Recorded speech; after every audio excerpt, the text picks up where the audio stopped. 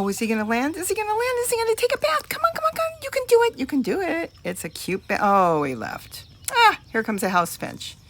They're reliable. They're always around, and so are a lot of other birds. So many of you have asked me about bird baths. They say, you make these bird baths and all these hummingbirds come? Well, let me explain a little bit about that. Hi, this is Robbie from Southern California. Yes, with thousands and thousands of hummingbirds and other birds too. I love kind of experimenting and making fun, different bird baths. I want their little minds to look at things and take chances and come down and enjoy fresh water. And sometimes I get bored with just putting up the flower pots or whatever I'm going to make. I made this ice cream one a while ago. Yes, one of those things. And this took a lot of time to make that ice cream scoop. And then I used containers from ice creams and different things. It does take time.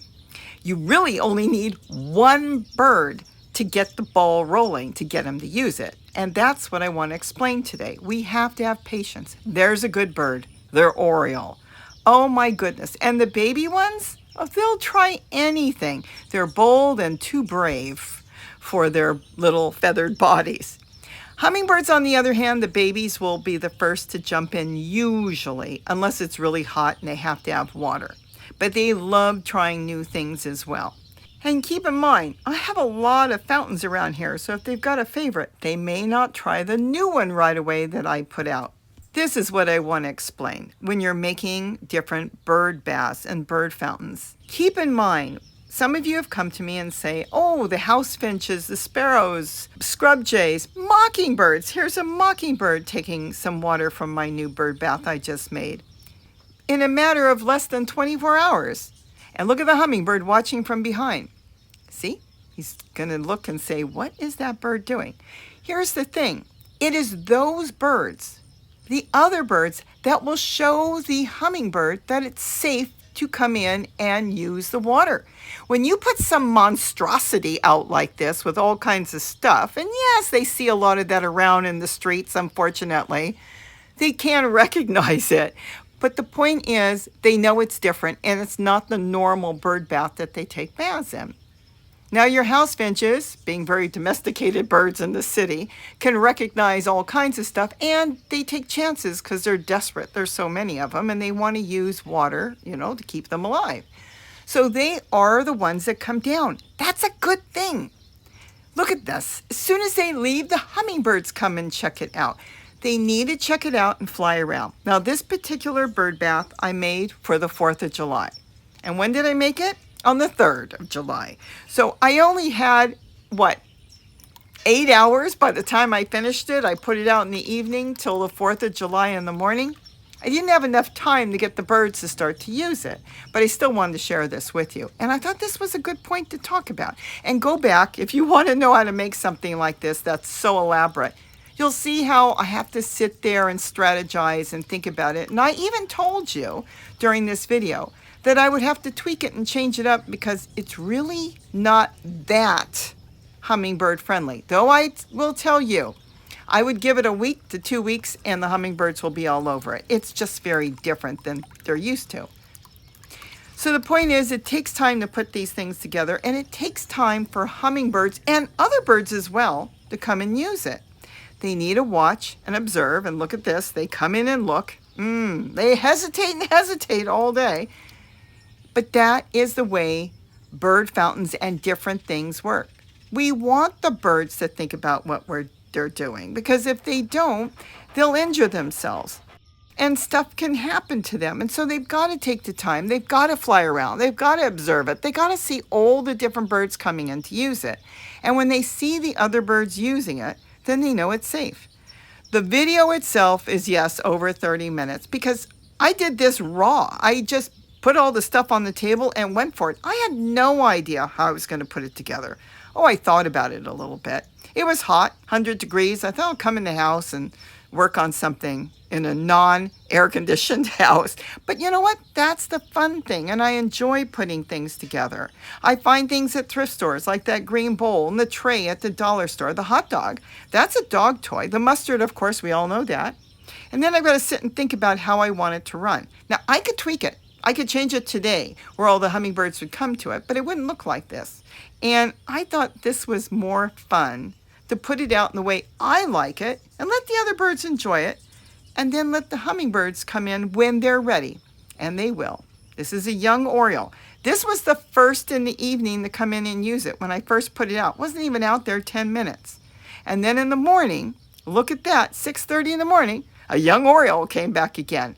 Oh, and the soda can and the little ramekin on the side, that does have hummingbird nectar in it. I did it for fun. I took it off now. But there is never sugar water in the bird bath. Please, I've had a couple of you say you wanted to entice the birds. Don't ever do that, because that will end their lives. They could never get all that sugar off of them. Fresh water. But you could always put a feeder nearby or flowers. I'll show you something soon that I've never seen before. Look at this. He picked a flower. I've never seen this before. And look how cute he looks. And off he went with his flower. And then the hummingbird came back and looked again. So have patience, make your fountains, and don't worry, they'll come. With that, have a wonderful day. And don't forget to eat what you grow. And ask me more questions and maybe I'll have an answer. And one last thing, I was going to close this video up and call it quits and think it's long enough, but I'm going to tack on something that was absolutely adorable and absolutely frightening at the same time. What this is here is a baby oriole that has come to take a bath.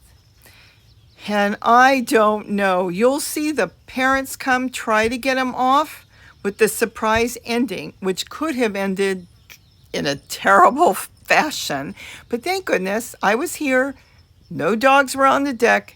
No predators were around like a hawk or something, because I was here. So he's okay to come back and bathe again, but hopefully he learned a lesson and he'll never do this again.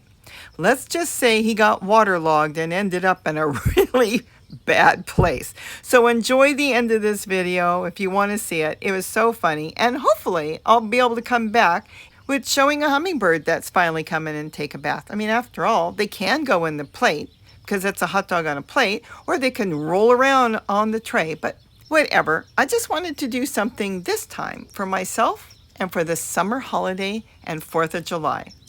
Enjoy. Bye-bye. Be sure to stick for the end of this one, because I think you're going to bust out laughing, keeping in mind that he's okay, or she.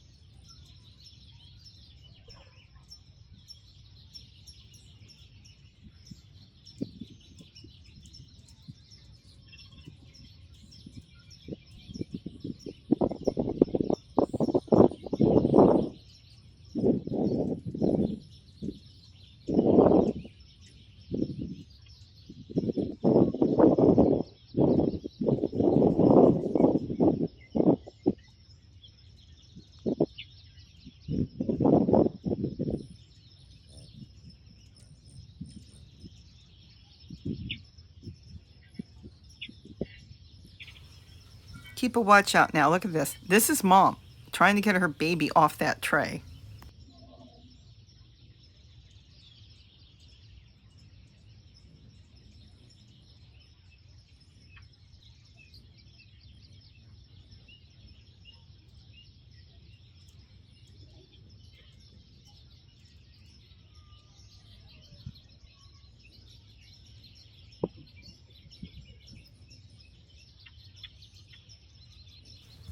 So he was so waterlogged that he thought he could take off and fly and didn't even realize how wet he really got.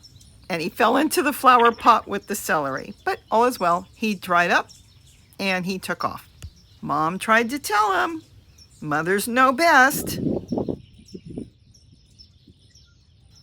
Oh, look at this. How cool. Just as I was going to hit close and finish this up, my first goldfinch came in today. A male. Cool. Bye-bye, everybody.